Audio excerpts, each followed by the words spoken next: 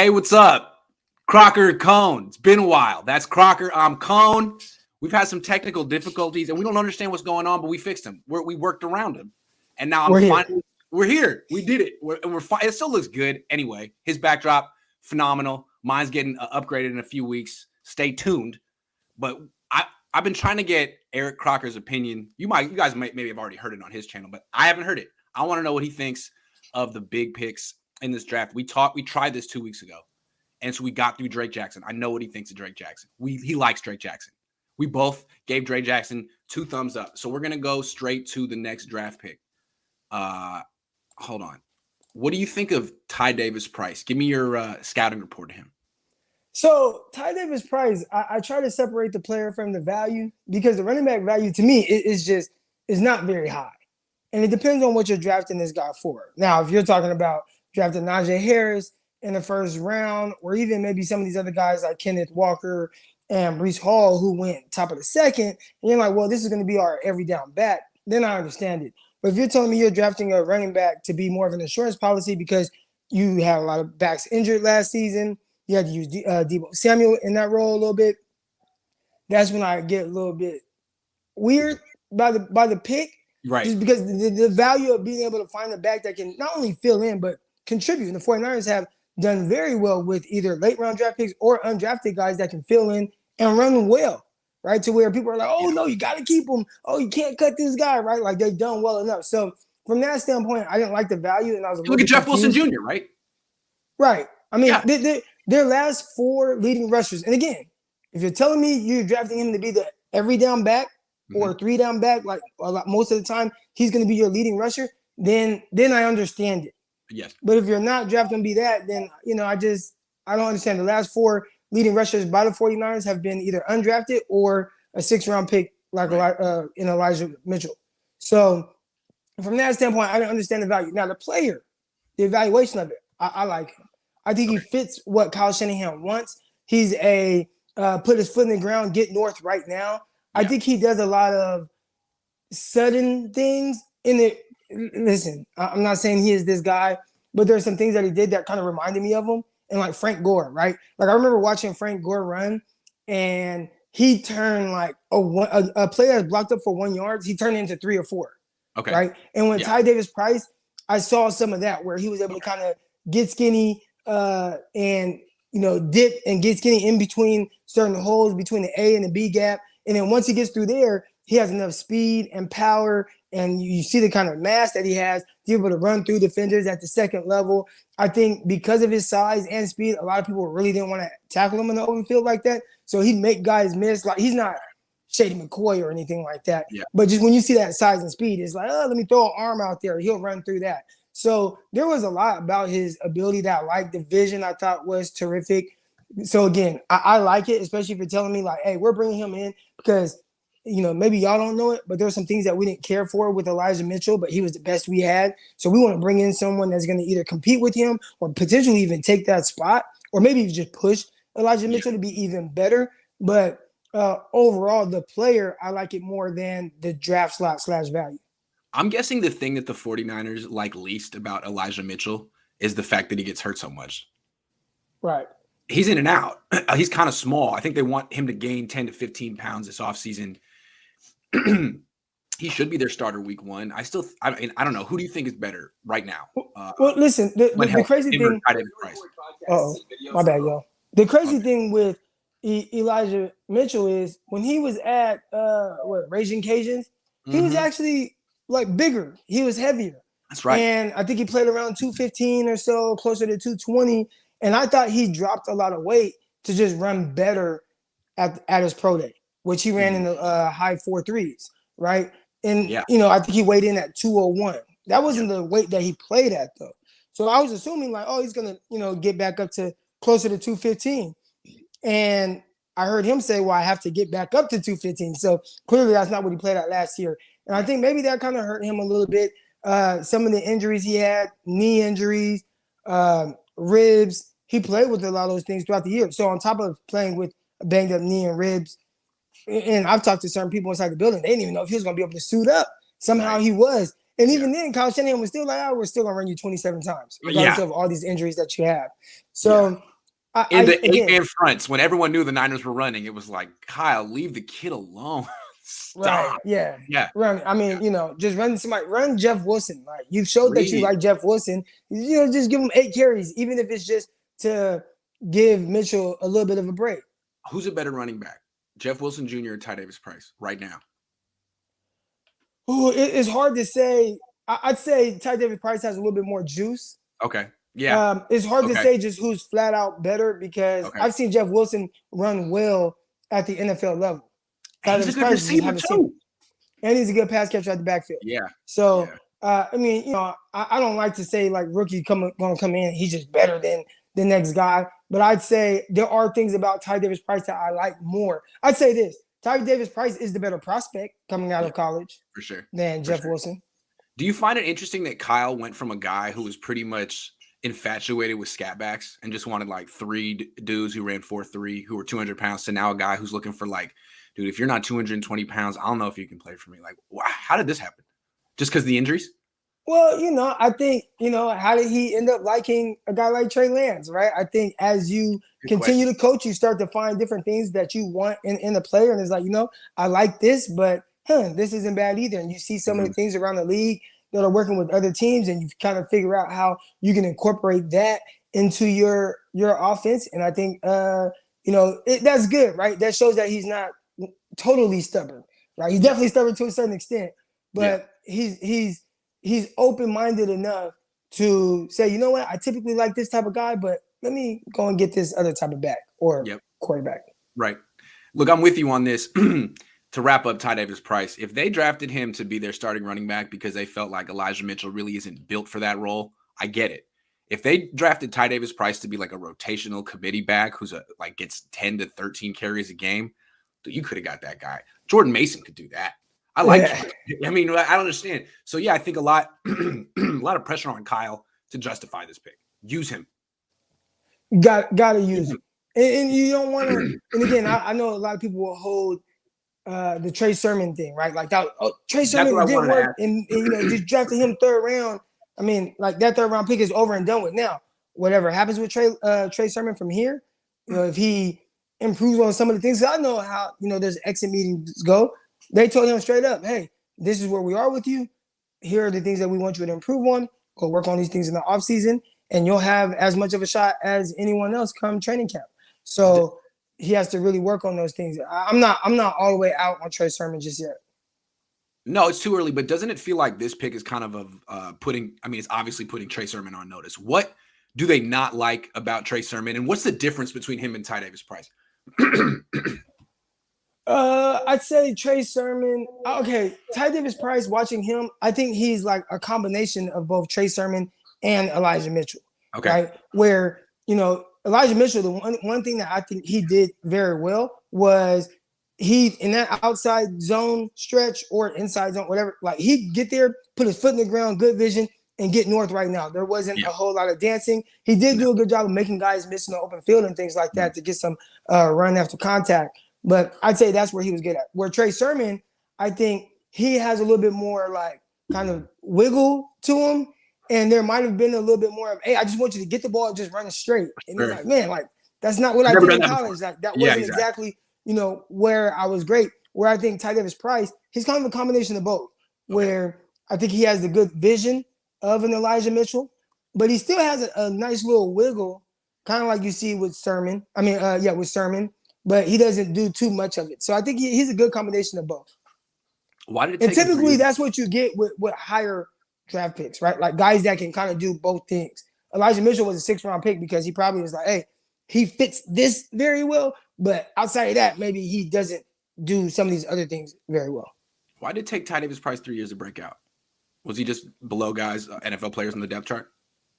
Yeah, I mean, they had the kid that got drafted by Kansas City Chiefs. Kansas City, Clyde. And he was good. And, so that could be part of it. Yeah. But, the other part of it is I did hear, I was listening to his running back coach, Kevin Falk, who was talking about him and how there were some like focus things. And it really helped. Like once he had like his daughter or something like that. Like he had his daughter, then that kind of like reshaped his focus. And then boom, he was off and running. The Niners love that. They love young parents. I know that. Robert Saleh, I think they think that the kid is more mature. Can you speak to that? I mean, I guess it could grow you up. Oh, I mean, I had a son at a young age. I had my son, I was 19, turning 20 years old. And it does give you like this other sense of importance. Now, you're still young, you're still immature, right? I was still hella doing stupid stuff.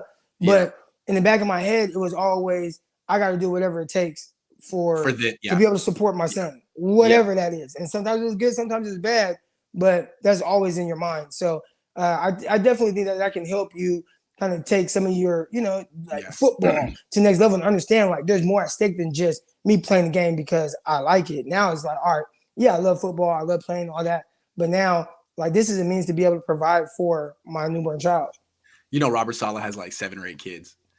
They're all about, and what he says is like once you have a kid, it gives you a why. It gives you your why, which is an interesting way to phrase it. Whenever I talk to him, he's like, "So you haven't kids yet?" I'm like, "Not yet, Robert. Soon." He's like, "Come on, man." He's all about having kids. Come on. I'd say this and like enjoy your free time now and stuff because once you do have kids, it's not as easy to just pick up and go or just pick up, do this, do that. So enjoy not having kids. Fortunately, my wife's a couple years younger than me, so she's got her own biological clock. She's not rushing. She's not pressuring me. So I'm like, hey, whenever you're ready, I'll be ready. Yeah. Practicing is much funner anyways, but All right, next player. Danny Gray. I've heard that you've had some semi-critical breakdown of Dan. Not even say critical, but just brutally honest. What have you seen watching Danny Gray on film? I saw someone that doesn't necessarily play to his speed throughout routes. And for a lot of guys that are really fast, like that's the thing that they have to learn the most, right? So, and it's crazy because if he goes out and he does something very well week 1 or week 2 or whatever, people are going to be like, see, Croc, you said he was sorry. And this and I'm like, dude, I never said he was sorry. No, he didn't. Yeah. All I said was, listen, when I watch him and I'm watching defensive backs who I know how defensive backs feel, and that's how I evaluate guys. Right. They're not threatened by you at all, by your speed. They cover you like you are closer to a 4.6 than a 4.3. And I'm just watching like, are they in a rush to get upfield? Are they bailing on their technique? Are they timid to get hands on? Right. A lot of people talk about, just get hands on the guy at the line of scrimmage. I'm like, dude, it's not that hard. Like these receivers are quick, they're twitched up, they're explosive, especially against fast guys. If you kind of try to get hands on and you stop your feet, like he's out of there, right? Then you get in this state of kind of panic where your time clock is sped up, your technique goes out the window, and then you go for everything that he gives you, right? When I was watching guys against him, there was none of that. It was just, he go up, let me get hands on him. They were playing what I call dick to hip. So it's like the lower hip instead of being upfield shoulder. So to me, it was like, man, they're not really respecting the speed. Now, if you throw on a highlight and you see him maybe catch a post or you catch a crossing route and outrun people and you see his speed from that standpoint, like I get it. But when you just put on the film, to me, I didn't see that pop up on a consistent basis at all. Now, that's not saying he can't be good. That's just saying, those are probably things he needs to work on. Yeah. And if he does, then he'll be a much better overall receiver. And I heard in rookie minicamp, he was, catching some passes and he was doing well. He whooped Tariq Castro-Fields. I'm gonna say that he whooped Tariq Castro-Fields. But I mean, that's a 7th round pick. He's supposed to, right? Right. So that's good, right? Like, Tariq was all over his face, disrespected him, trying to press him, and whooped him. Now, he went up against Womack once. Womack was playing a little bit off. He beat him with like a quick slant. It was like a 10-yard gain. I'm not going to say he whooped Womack, but he whooped Castro-Fields for a touchdown like 3, 4 times. Well, that's not good for Castro-Fields. So, but just in general, like, those are the things that you want to see. And then as he continues to go into training camp, that you want to see that carry over because now he's going to be going up against more seasoned veteran type guys like Emmanuel Mosley and Travis Ward, and hell, he might even have to go up against like Jimmy Ward and Jason Verrett and all these guys. They're not going to be scared of his speed at all. So maybe Verrett coming off of injury, but aside from that, there are guys that are going to really challenge him. So you just got to take your game to the next level, and that's what the NFL is for. That's what off-season training is for, to improve on those things. If he can just learn to play with more what we call high-end controlled speed, then he'll be awesome. but I think that's something that's still a development part in his game, which it can come. So I just was showing the film, and people didn't like that. They didn't like what I was showing, I guess. That's fair. Look, I think what you're saying, what I'm hearing is that you don't see a future starting wide receiver in the NFL. I don't either. I saw him in person. I thought he did look fast on the practice field, but I didn't see a future starting wide receiver. But what I was thinking is, you know how Kyle used Taylor Gabriel in Atlanta as like that number 3 receiver, the kind of guy, like if you forget about him, it's a touchdown. He could, I mean, Danny Gray could be that because you have to put so much effort into stopping the run game and Debo and Kittle and Ayuk that on that one play you forget about Danny Gray, it could be a touchdown. I mean, he could be just wide open. I don't know. It seems like he could fill that role. Taylor Gabriel. You know what? I won't even say Gabriel because in my head I just like Gabriel's more twitched up, sudden, explosive from that standpoint. Fair. But Ted Ginn, right? Who was like more of a straight line guy. Okay. He was never going to be your wide receiver 1.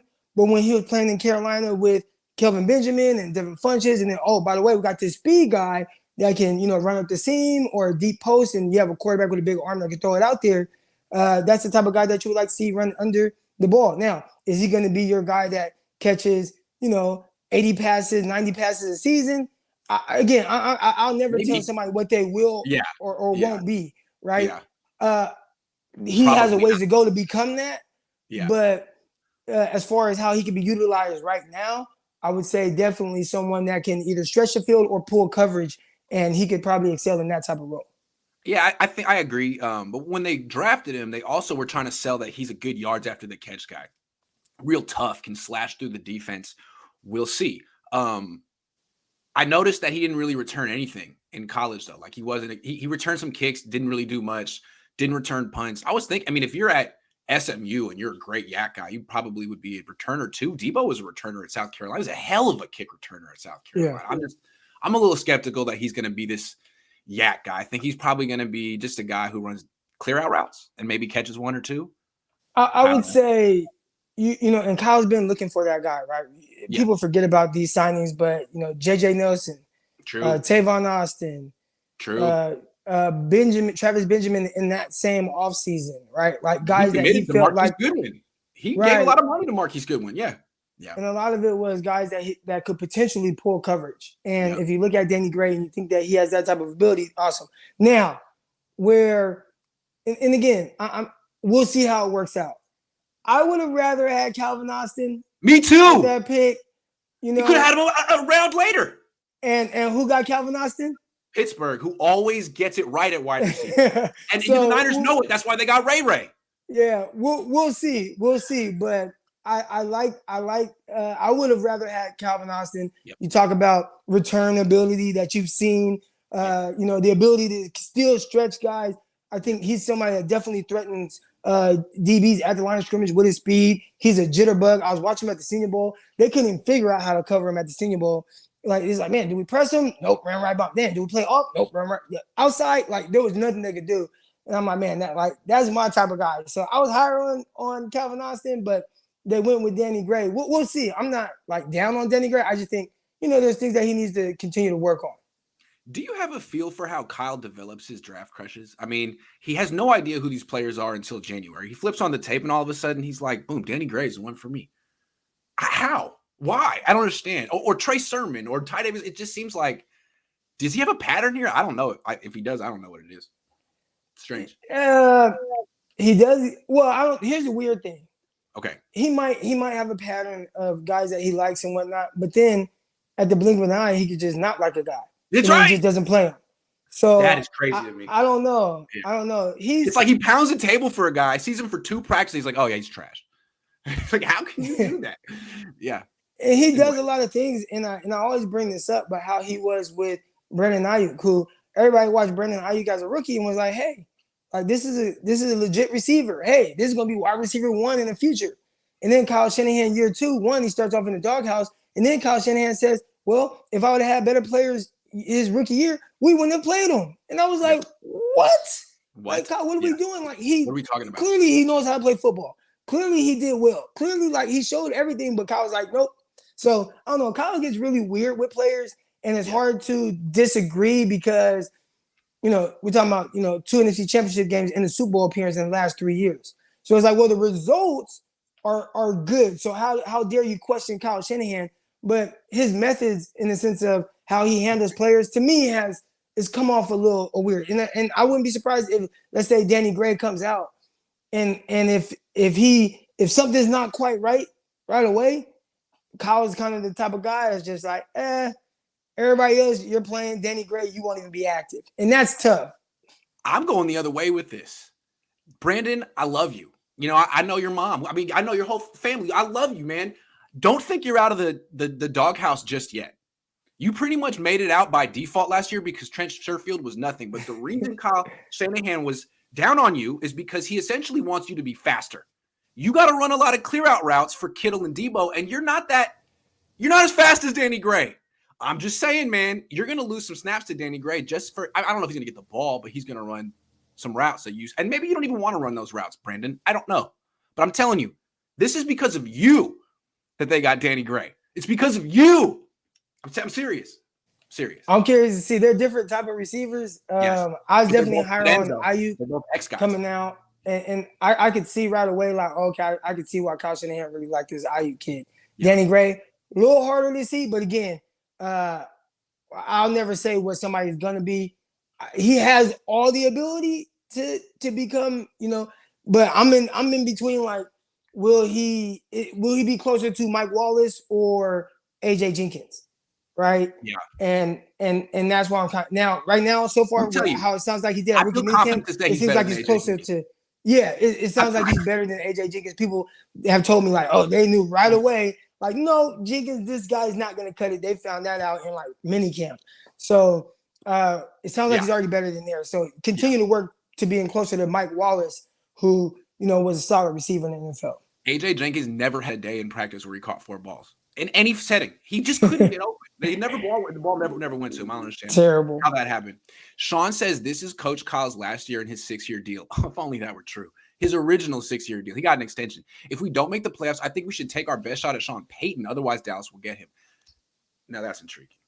It's never going to happen. But it's true. You got Sean Payton sort of lingering, waiting to come back in the league. Vic Fangio as well, though no one wants Vic Fangio.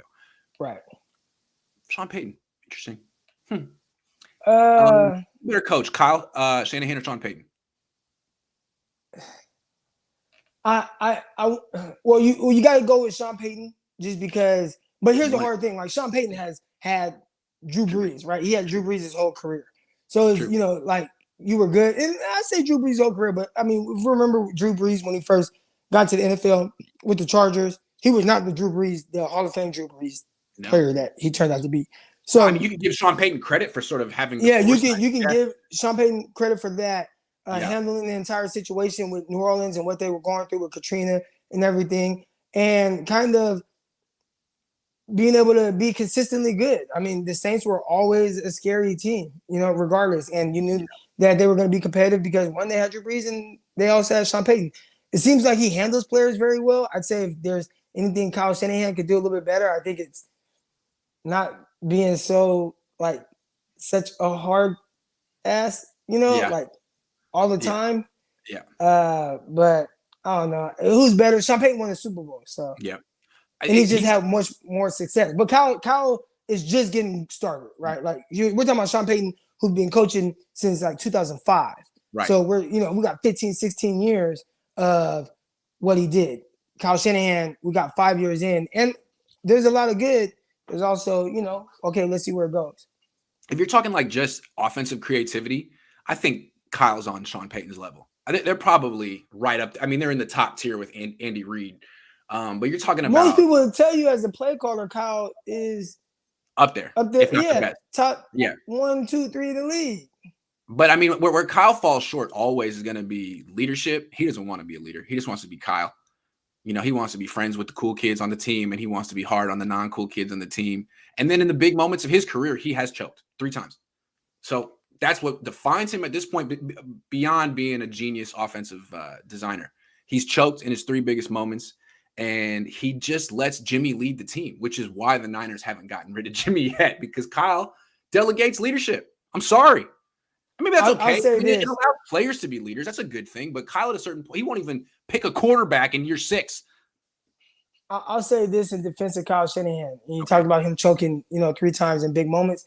Yeah. And I think it does say something for him to even like just be in those big moments. That's true. Because, there's only one team wins the Super Bowl every year. And obviously he's had cracks at it, but it just shows the level of coach he is to be in that position so often. Now, you want to see him win it, but it does say something to just be able to get there because, people are looking at, let's say, McCarthy over there with Dallas. They're like, man, get this weird dude out of here, right? Nobody's saying that about Kyle. So I think people understand like how good of a coach he is. He just has to not choke. But again, I think it says something of him just being able to get to that moment. We saw a lot with Andy Reid early on in his career. Now can you just win one? He's enigmatic, right? Because it's like he's so good, Kyle. The only person who can stop him is himself. Right. He's like some kind of weird superhero where his super villain arch nemesis is himself. There's no bad guy in his little universe that can rival him, except when he gets to right at the end of the comic book, somehow he gets in his own way every time. So I don't know what that is, man. I mean, maybe just go to a therapist, talk it out. I don't know what it is, but he has a self-destructive streak, dude. You're up big in the fourth quarter and you forget who Deebo Samuel is? Man, what? You got to talk this one out, Kyle. I don't know what it is. Yeah. My wife's a therapist. She could do it. David Sanchez says, do y'all feel like Kyle Shanahan drafted more durable players? Football players get hurt. So, I mean, that's a tough spot. Now, you don't want to draft, like, again, nothing against Kinlaw. But if a guy has a bad knee coming in and Grant Cohn tweets out 49ers have 2 good knees between 2 different players, like, you don't want to do that. But just in the sense of trying, hope guys are going to get banged up in football. It's a very physical sport. Guys are moving at warp speed. The game happens really fast. So injuries kind of just happen. DK Metcalf, he had a freaking neck fusion or whatever. They didn't even know if he was going to be able to play right when he was drafted. He hasn't missed a game in the NFL. So, it's just true. I don't know. Yeah. There's some kind of bad luck. Frank Gore, 2 torn ACLs, and then so it's just. I bet against Nick Bosa all the way when he came out. I'm like, he's going to keep getting hurt, and he does keep getting hurt, but he comes back stronger every freaking time. I mean, how do you quantify that? He's serious, man. I don't know. Anyway, all right, next draft pick. We're going to skip Spencer Burford another time. I want to go to the cornerback that he took in round 5. This felt like the DJ Reed replacement pick. That's another nickel they took in round 5, who's a hell of a corner. I'd never heard of Sam Womack. Now, I don't do a ton of research on the draft, but all my papers and stuff, he was not listed. I know that PFF liked him. What do you think of the 5'9" cornerback from Toledo who was not invited to the combine? So we talked about this a little bit on the Locked On 49ers podcast, myself and Brian Peacock. And it was interesting.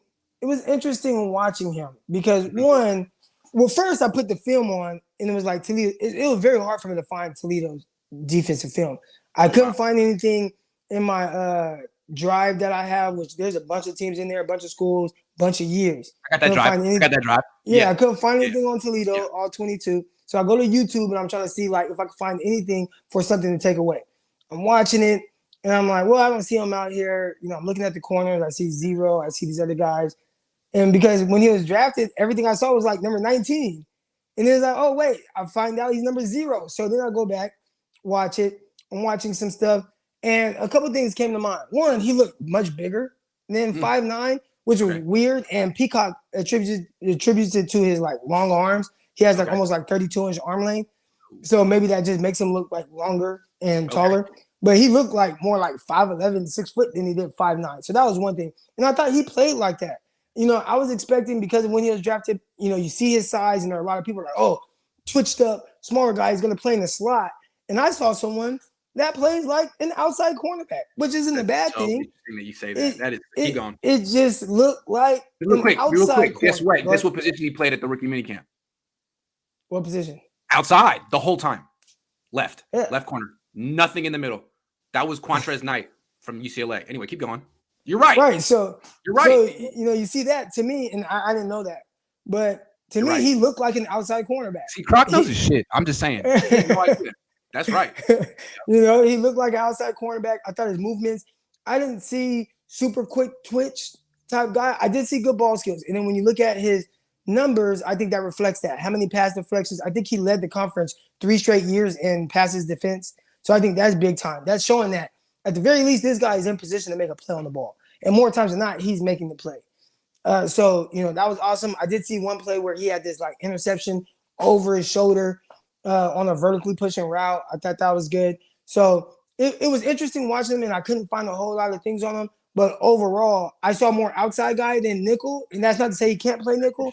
It just, I was expecting to see something different because of how he was kind of sold to me when the 49ers made that pick. Like, oh, that's their slot. That's Cohn Williams' replacement. And when I watched him, I'm like, no, this is like a legit outside cornerback.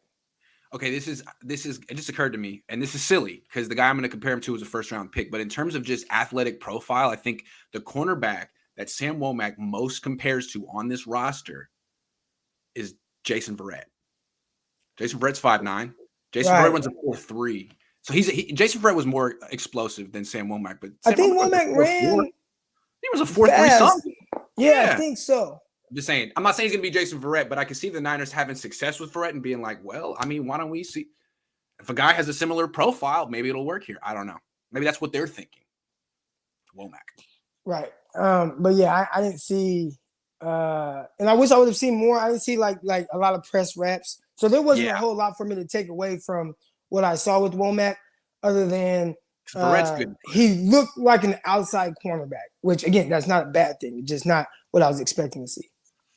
In camp, he played off mostly, and it's kind of how it's not how Mosley plays. It's how Ambry played last year. Just a lot of off coverage, keep it in front of you. The only guy who can really play effective press coverage on this team was Jason Verrett when he was healthy. I'd like to see someone else try. I mean, maybe Travarius can do it.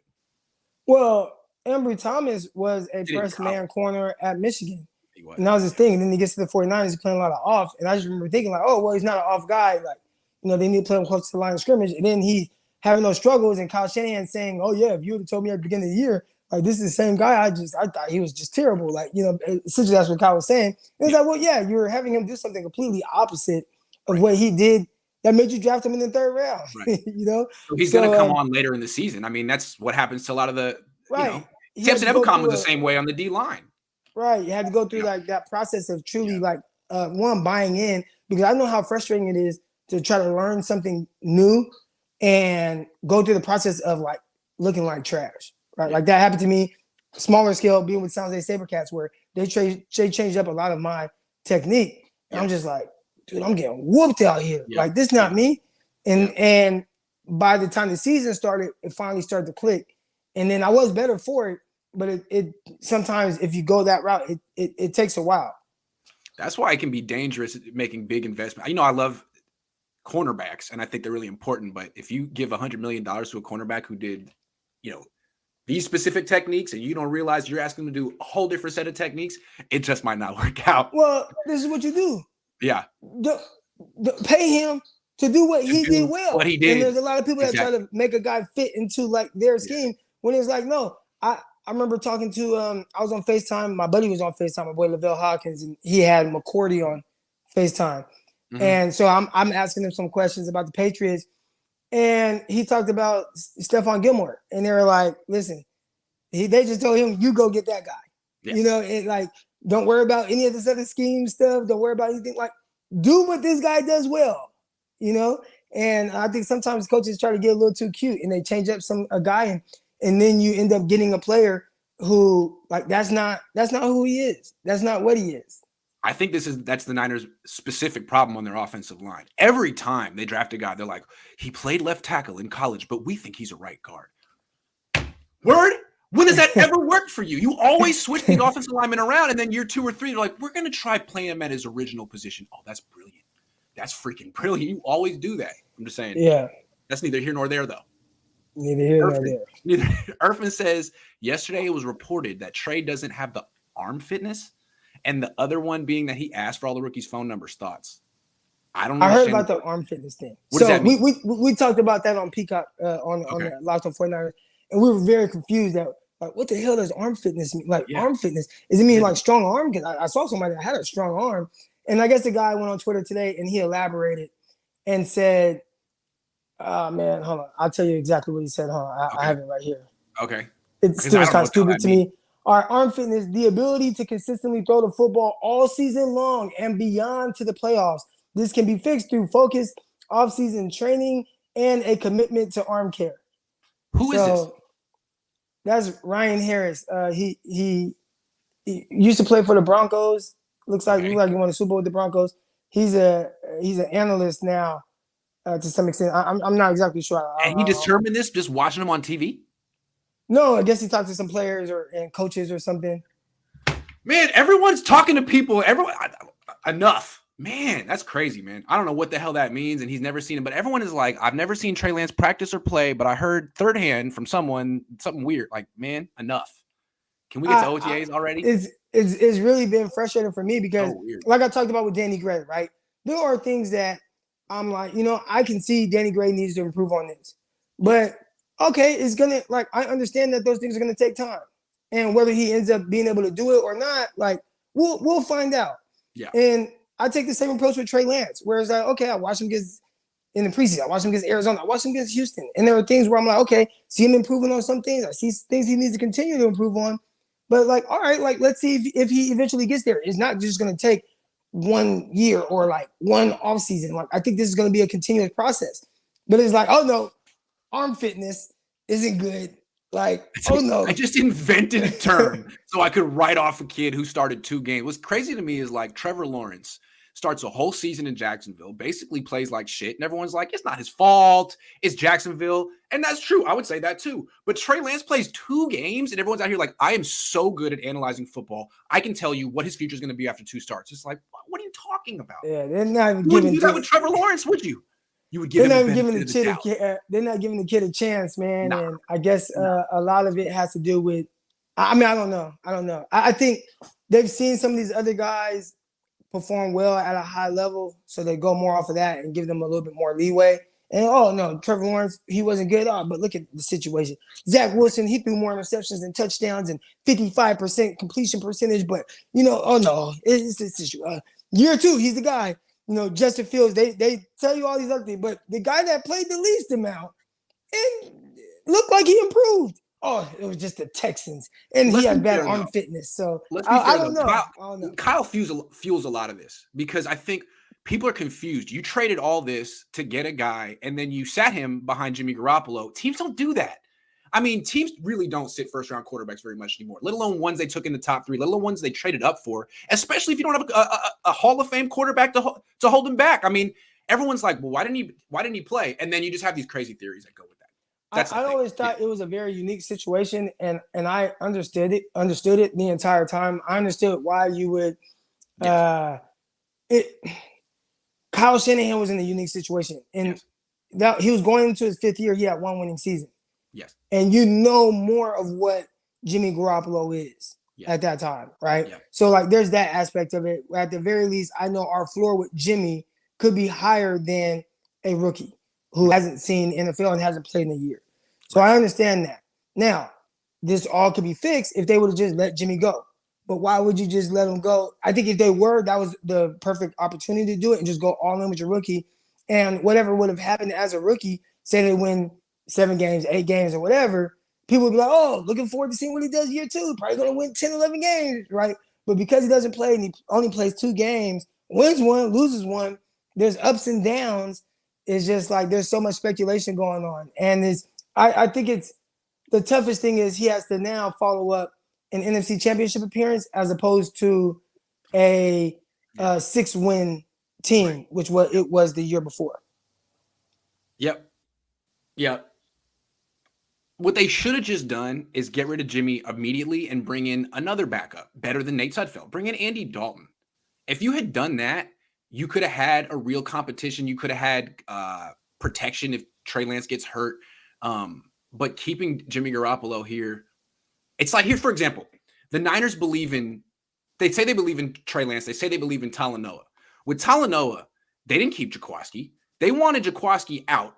And they brought in a token competitor who's not going to beat out Talanoa, most likely, in George Odom. The Niners could have done the same thing with Trey Lance. Get rid of Jimmy, bring in Andy Dalton, and just create an open highway for Trey Lance to be the starter, just like they have at strong safety for Talanoa. But no, only the 5th round pick gets that kind of accommodation. Trey has to prove it. Like, what? Well, they tried though. I mean, like, Kyle has openly said, like, we tried to trade him, and and he's hurt. And so the teams that were interested in trading for Jimmy Garoppolo, they're now no longer interested. And now those teams have moved on and got other players, and it put us in the pickle. And I understand, again, it's a unique situation, but I understand, again, from this perspective.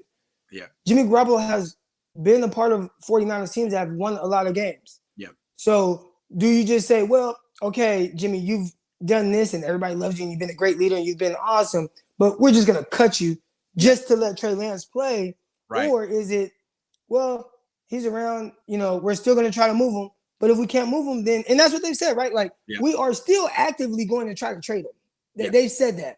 Yeah. But if they can't, then all right, then we got to keep him. We don't want to just let him go. Like, and I get it.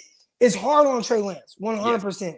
Yes. It's the least, and it's hard on Jimmy as well. Jimmy talked about not wishing this type of situation on his worst enemy, right? So I think it's just tough all across the board. They put themselves in a pickle with this by not just letting go of Jimmy Garoppolo last year. When you knew that you traded up, you should either traded him or just cut him. And it wouldn't have been that big of a deal because he had not been healthy for more than one season and you didn't have any dead cap. They would have just cut him then and brought in somebody like Fitzpatrick and had Trey Lance. Then it wouldn't be nearly what it is now. And you would have cleared up like $50+ million of cap space. And most importantly, Trey Lance would have a year of experience under his belt. But he doesn't have that. And so now, this isn't a topic, but before we move on, I keep wanting to look back. Niner fans are very bullish on this team. 11 wins, 12 wins. That's what they think. Maybe 13. I get it. There's a lot to like about this team. But if you're thinking about miscellaneous team A, that's not the Niners, and you're not all invested in them, and I tell you, they don't know who their quarterback is. They're probably going to go with a guy who hasn't played in 2 years, has never really played in the NFL. And 80% of their offensive line is a question mark. You'd be like, ooh. I don't know. I'm not as high on the 49ers as other people. Now, I think it's a recipe for a winning season. Uncertainty at quarterback and 80% of your offensive line. Yikes! What could go wrong? Yeah, I think I look at it in a different way because to me, when you drafted Trey Lance, everything from that point should have been to get Trey Lance ready. Agreed. So I was always willing to go through that rough season. Just mentally, like what's best for him and the team in the long term. Because if you get Trey Lance. The sooner, and I was saying this last year, the sooner you get Trey Lance to what you want him to be, the better your team is when they reach those high end moments, right? So so as a rookie, you play him, and whatever happens, it happens. But everybody else, Kyle included, he had to win. I get it. Because now Grant Cohn and Eric Crocker will be talking about how he has one winning season in 5 years. And that ain't good, right? Not good. So I get it from that. But now that growing pain year is now. But now you have to go through the growing pain. But now everybody's like, look, we were just in the NFC Championship game. So we want to go a little bit or potentially go a little bit backwards because we want to get this guy ready. So people will have a hard time digesting that. Me personally, I don't care. To me, it has to be about what is best for Trey Lance moving forward. And if it's a season where I got to go all in on him, even if that means we only win 7-8 games, then me personally, I mean, again, I'm just a talking head. But it's like, I get it. Because after that 7-8 games, how we're going to view Trey Lance moving forward. Or at least you'll know what he is. You know what I'm saying? But go all in and figure out what that trajectory of him is. And then in the following year, then you're better off for it then. He's going to be more dangerous. He's going to be more decisive. He's going to be more comfortable. He's going to be more comfortable what he's seeing from opposing defenses. So it's what tough. You're saying is the theme of the season is one step back to take 2 steps forward. And I totally agree. I think the Niners are doing that without saying it. Like, look, they don't want to alienate season ticket holders, but they're taking a step back. And it's not just at quarterback. They're going unknown young at strong safety, nickel back, left guard, a bunch of spots. So, teams have done this. Buffalo, and again, I mean, we draw parallels to Trey Lance and Josh Allen and things like that based on some of the issues that they had coming into the league and whatnot. Still not apples to apples. Mm-hmm. But Buffalo was in the playoffs the year before they got Josh Allen. True. You know, people forget Take a that. step back. Take 2 steps forward. They were in the playoffs. Yes. They started Josh Allen. He didn't play. He played like 11 games. I think he went 5-6. That sounds right. They missed the playoffs. Yeah. And people were upset. And then the following year, he plays a little better, right? Through 20 touchdowns, 9 picks. They go to the playoffs. Blow a 16-point lead to the Deshaun Watson-led Texans. That's true. And they blew that lead, right? And you just see it like, damn, like they got better. And then come back, and all of a sudden, Josh Allen like takes another step. But you had to go through that process with him. And it's almost like a lot of people are trying to skip over the process with Trey Lance. Or say that, oh, he doesn't need to go through the process. Like, he's just going to be fine. And I don't think so. I think he 100% needs it. Yeah, I think he 100% needs it. And again, I would be among the people saying, 11, 12 wins for the Niners had Trey played last year. But to me, the fact that they made the choice, and you explained it, they had to win, but that was a tough choice. And the byproduct of their choice is a step back this year, in my opinion. I mean, I think they're going to have to pay for not playing Trey, at least early in the season. Now, maybe they just get hot like they did last year, the second half, and take off. But they're probably going to have to. I'd be surprised if Trey Lance tears it up the first month of the year. I mean, how could he? If he does, great. I know the Niners are trying to sell it like scout team and practice and all this. Yeah, man, he needs experience. He's going to need live reps. And everybody has said it. His coaches said it. He has said, man, the best experience I had last year was playing in those 2 starts and learning from that. Like, man, that practice squad and all that type of stuff, you know, whatever. And I'm pretty sure all these other guys will tell you too. I'm pretty sure Trevor Lawrence, Zach Wilson, Justin Fields, Mac Jones, all those guys will tell you I'm better for what happened last year. You know, everybody talk about, oh, Mac Jones. Man, Mac Jones, he had his ups and downs. He did. Big time.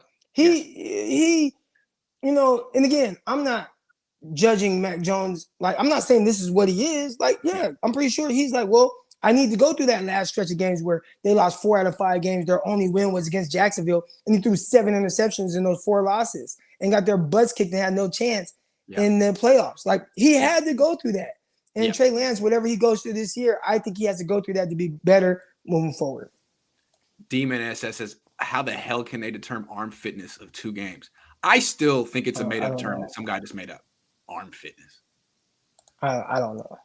Hilarious. Last two more.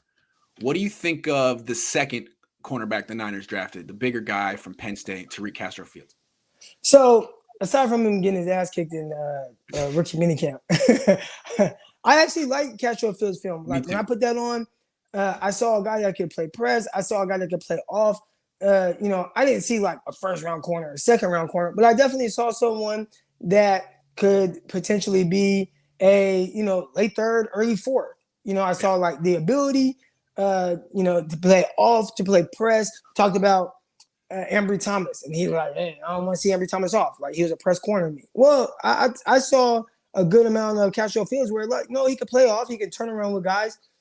There was a little inconsistency, I guess, and I hate kind of using that word because for corners, it's just hard to be consistent because it's such a hard position. If you're consistent, you're the best, right? Yeah. Right. You know, but in the sense of like some of the technical things that he can be a little bit better at the line of scrimmage, you know, and improving on those things, I think those are things he can work on. Now, the one thing I end up having a soft spot for some of these guys that are like this, but he messaged me and he's like, hey man, like, you know, what are you seeing? You know, what are you seeing? What can I improve on? You know, and I was just like, listen, you know, and I gave him some pointers, but that lets me know that it's somebody that's truly wants to get better, truly cares and wants to improve his craft. So whatever he's going through right now, I assume that he'd improve on those things. He's probably going to be somebody that annoys coaches because he's going to always be asking them, what do I need to do here? Like, how can I get, but those things are going to make him, I think in the end, you know, starting cornerback down the line. I crushed him earlier today. Let me just give him some credit. He was extremely aggressive and went head to head with Danny Gray. I mean, he wasn't intimidated by the 3rd round pick. He got beat, but I was impressed. He didn't just hang off and say, I'm not going to get embarrassed in front of the media today. I mean, he was a competitor, and he's a 7th round pick. He's probably going to lose those battles. And 7-on-7. There's no pass rush either. Maybe he was. Everybody had him going higher. Dane Brugler. Daniel Jeremiah, they have him going 4th round. I asked him because I was watching this film and I thought it was somebody that should go 3rd, 4th round. And he said it was the injuries that he had. He had some shoulder stinger stuff, and the medicals made him fall to the 6th round. So there was that, but he is a guy that I think has a lot of ability to be good. If he just trusts his speed and ability at the line of scrimmage more, I think you'd see him be like even better. But I think he kind of bails on things a little bit too much and kind of gets in a panic, and then that throws him off for the rest of the route. So if he could just trust his speed, that hey, I can be more patient, then I think you'll see him take that next step pretty quickly. Yeah, and I think he's a good project. And if he ever gets discouraged, remind him of the Ambry Thomas story. Tell him how bad Ambry Thomas was last year. Everyone was writing him off, and then boom, he ends up being one of their better. I mean, he was a good player down the stretch. Yeah. Tell me Ambry Thomas story. Last one. The Niners always do a good job with their undrafted free agents. This year, no exception. They have a bunch of players that fans are excited about. Is there one in particular that you're intrigued with? Let me pull up my little list again. I think the one that comes to mind right away is probably Donovan West, right? I mean, just because that was a guy that 49 fans, if you would have said they would have drafted Donovan West 3rd round instead of Ty Davis Price, people are like, oh my gosh, we got Donovan West. That's our future center. But he goes undrafted, which I do a podcast with the New York Giants with Tony Pauline, and he was saying, like, yeah, I think he's an undrafted guy. When everybody else was like really high. Well, he ended up going undrafted, but they got a good guy in the sense of this is a guy that has potential, and he has to improve his strength, improve his anchor. I remember watching film on him pre-draft and seeing things where he's like, he doesn't move bodies. Now, for 49ers, they don't run a power scheme. So, all right, like as long as you can kind of move in unison with guys and kind of reach and kind of just wall off guys, you don't have to be that power type blocker. He'll be fine. So I think he can translate to the 49er scheme very well. So yeah, that's a guy where I'm intrigued to see where he goes. And then I haven't watched this guy yet, but my brother Donald, he swears by him. Somehow they're friends. I have no idea how. But Tay Martin, the Oklahoma State receiver. Okay. That's somebody that my brother really likes. I gotta watch him. Maybe that's something. I'll fly to California tomorrow. I'll be getting ready today. But that's something. That's some homework for me. Maybe this weekend or whatnot to look at Tay Martin and see, what does he bring? Because 49ers, the receiving group is cool, but for somebody, if I'm an undrafted receiver, I think that's the perfect team to try to make a team. He reminds me. I haven't watched a ton of them, but he reminds me of a little bit like Kendrick Bourne, who was another undrafted free agent for this team. Like not real fast, but kind of big and quick for his size. What were his testing numbers? Because Kendrick Bourne ran like 6.73 Cohn. I think that's probably what 49ers are intrigued by. But he ran 4.7. That's true. Tay Martin, let's see. He ran 7 flat 3 cone, 4.2, 20-yard shuttle, 4.5 set, 4.58. All right, not bad. I can see how that 6'1.5". So he's only 184 though. We'll see. He had it on number 49 on it at practice, which was throwing me off. Wide receiver 49. Like he got automatically get cut for that. Like why would they? Yeah, it's not good. It's not fair. They got to give him something better than that. Yeah. Yeah. Free agent. They got him out there looking like an H-back. I want to ask you about Donovan West. You mentioned if they took him in round 3, people would have been so happy. That Ty Davis Price pick really surprised a lot of people. And 3 picks before that was Dylan Parham to Vegas, who is another center prospect. You think it's possible the Niners were looking at him and took Ty Davis Price as like a consolation prize? Who knows?